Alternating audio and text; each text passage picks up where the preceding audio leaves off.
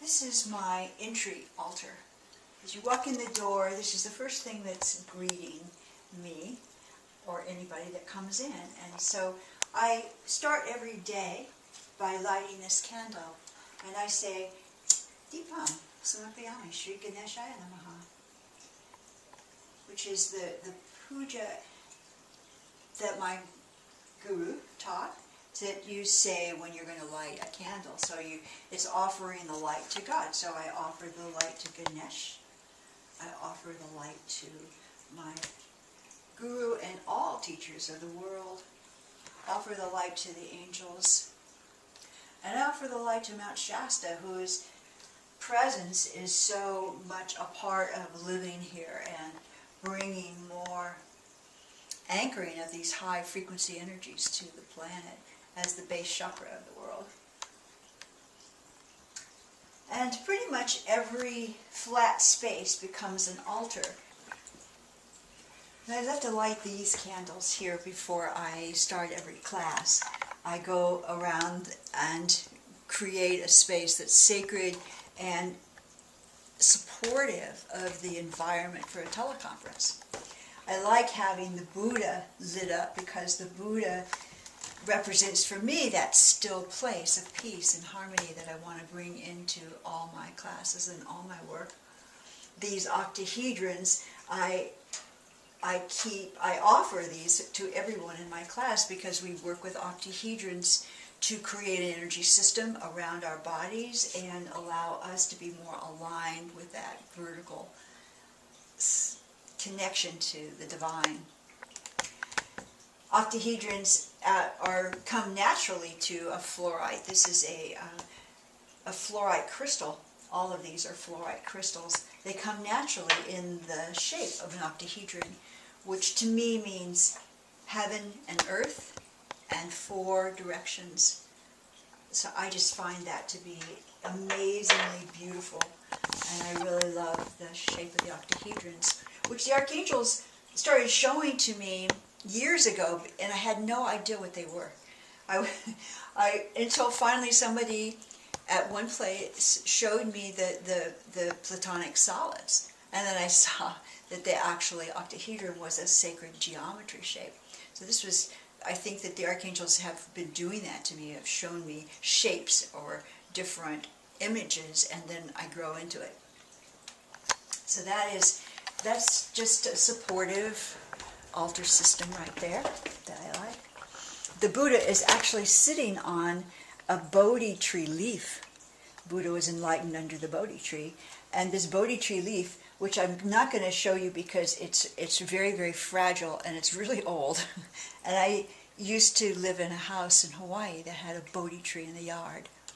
And so I took a leaf and I put it under the Buddha on my altar for years. This is not only my dining room table, but this is where I do readings. Sitting here, beautiful green outside, and I love to have a beautiful vase of flowers here on the inside. This is a really special place for me, and whenever I do a reading, it almost always is redesigned with the empowered crystal. This is a golden Lemurian crystal, which is a very high frequency crystal, and that one was a gift, and it to me represents the group or the other people that I'm working with. This actually was one of the very few things that I inherited from my mother, and so to me it was representing the divine feminine, bringing the divine feminine to earth. And again, I have octahedrons, which to me represent my work, heaven to earth, bringing heaven to earth through me, through whatever form we have available. And then these are wonderful Herkimer diamonds that I've had for, 25 years or something like that, and they used to be all 3 connected, and now they're not, but they still are connected energetically to bring together the Trinity of life.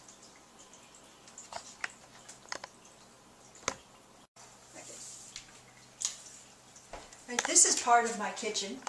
This is actually my tea cabinet. And so every flat surface in my house becomes an altar. I don't actually do it on purpose, but there it is. And so I wanted to be able to have a place for my incense, my sage, my I Ching coins, and of course Archangel Gabriel in the Gabriel message. It's the blank one, so that can be whatever we want. So we're going for harmony, sustaining our fifth dimensional energy and love in all areas of life. So then it doesn't, this is a rose quartz, so that's bringing a nice solid of energy of love in. This is a rock that I found on Mount Shasta. It looks really gold, so I love that. So just every small part of life becomes an altar that you can dedicate to God. And of course, one of my very favorite beings in life is Lord Ganesh. Ganesh, the remover of obstacles. And I thought, perfect, here he is, removing obstacles in a perfect flow of water. And I also was able to find the 5 platonic solids, and I just decided that would be a great thing for the water to flow through. And so we have all the platonic solids here available, with Ganesh acting as our support system to remove all obstacles to all that we want to create in life.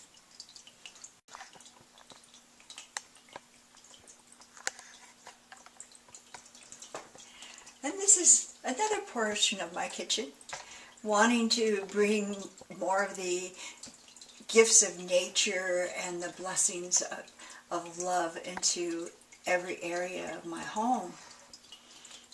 Many years ago, when I was traveling constantly, somebody gave me that turtle so I could take my home with me wherever I went. And there's a redwood burl from a place I used to live, and the crystals just light up and bring more high frequency energy in.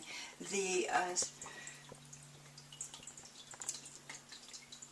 star is the I forgot the name.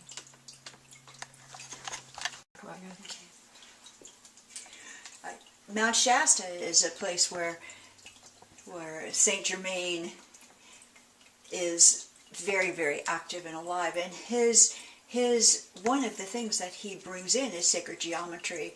The Merkaba or the Merkaba is a part of that sacred geometry. This is the shape of our new energy system as we move into our light bodies. So having it here in the window so light can come through it and create more resonance, it really works for me. And I can't help but create altars. They just keep showing up.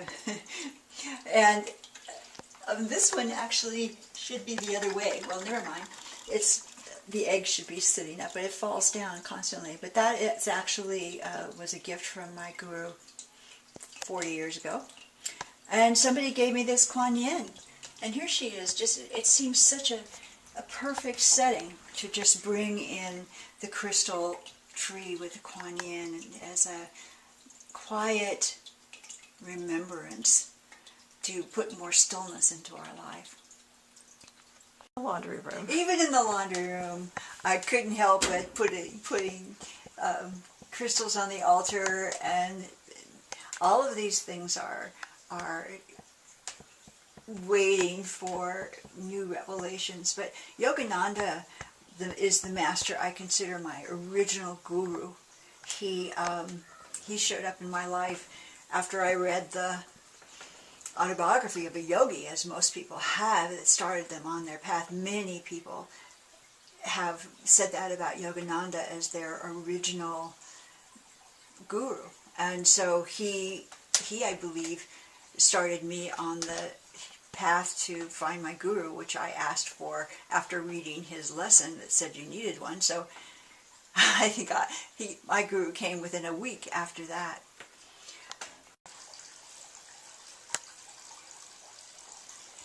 Talk. And I like these candles in the name of Saint Germain, Kuan Yin, and all the masters who are here to support me and all beings. These are all teachers of mine, and I really love that they're all here working with me. This is a very special altar to me. Mount Shasta is blessing us. This is actually the altar for the membership circle, this circle of immersion into light. And this is our membership site. When I do the teleconferences with the group, I always sit in front of this altar. This is a crystal that has been with me for about 20 some odd years, and to me, I bring it to every class that I teach, so it carries that. This is tea leaf from Hawaii, so of course we want that tropical blessing. Inside here, this is actually a secret. This is not a book, but actually has a secret box inside, and I put all of the intentions for the people from the membership circle when they send them to me. I put them inside there, and I pray for that every day. And here is Saint Germain, who is the master of the violet flame, so violet energy as well as gold. And here once again is the Merkaba. I believe this is a star tetrahedron, so this multiplies the Merkaba. So I bring all this energy to the group, to the membership circle, and down here with Ganesh sitting on top of it. And one of the members sent me this beautiful butterfly, which for me, of course, transformation occurs. We're blessing, with all of these teachers, we're blessing the membership circle and our monthly lesson. So I have here the prayer, the monthly lesson, the theme of the month, the archangel of the month, and the teachings that we are all working with together every month. And I say this prayer on a daily basis in order to bring more energy into the group so that all can receive that. These are obsidian that I got from the sacred mountain, the crystal mountain. And once again, octahedrons. This one has been with me since the harmonic convergence in 1987. And we actually buried many of these on Oahu at one point. And this is an octahedron that represents the teachers that I have had, and I call on their energy whenever I do a class. So this obviously are working altars. And this actually carries all of my different tarot. These all are the original writings where my book and card set came from. These are all channeled from Archangel Gabriel. And it felt like I should have some family represented. So here's the angel above. My friends used to live there. That is in Hawaii, and those are the Mokaluas, the angel blessing Hawaii. I'm very still connected to Hawaii. And I had pictures of my son, my brother, and my father. For some reason, I've just kept that around, and it's like there's a little blessing for all the men in the world there. So that is one of the busiest working altars, is this one here. And I'm really grateful because it inspires me on a daily basis. Hello, this is Michaela, bless her heart, she is taking this video, and because this altar is set in front of a mirror, we get to have the full array of people involved in creation. This is my life altar. This one is something that is changing daily. These are my intentions for the year, and they have, when something comes along that I need extra support for, then I'll write that on a Gabriel message card and put it under the candle, because God works through the light. There is the essence of divine light. This is turning point. I think we're all in a turning point. This is an angel that a friend of mine made for me many years ago, and she comes wherever I go. Ganesh, and this beautiful crystal with my guru here. And this is me. Somebody took that, so I just thought, great, I'm just going to sit it right next to my guru. We have here these crystals that I just arranged as something that it just anchors energy. And they can be rearranged, and they sometimes are on a daily basis. Here's yet another octahedron. This one holds the energy of my work. This one specifically was designed for that. It's right here in front of Mother Lakshmi. Mahalakshmi is the goddess of wealth, love, and prosperity. So we honor her and bless her in working with us in life. These are selenite crystals. They're here definitely to enhance and uplift the energy. This is a cell phone that I'm not using. That we want it to be blessed so I can figure things out. I'm going to walk in front of the camera in a minute. This is my lamp. A light unto the world. A light unto the world.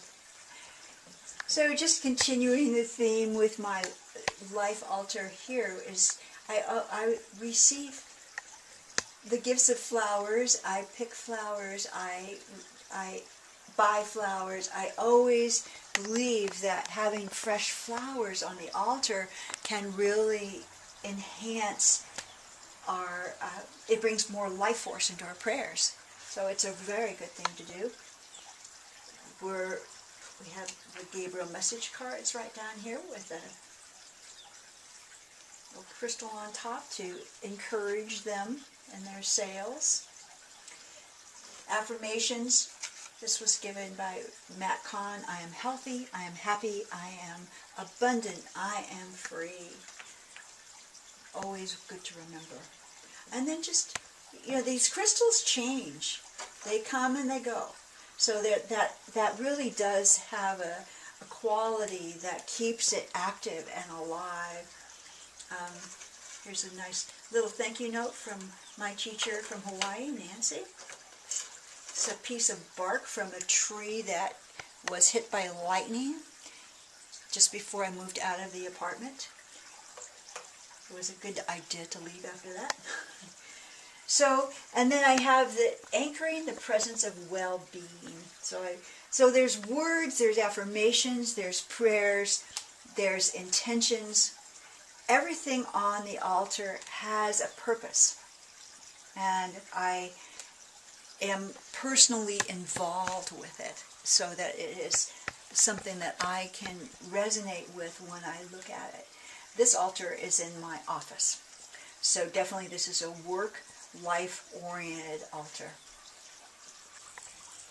Hope you'll be inspired by the idea of creating an altar that works for you as well as something that is beautiful and inspiring to look at.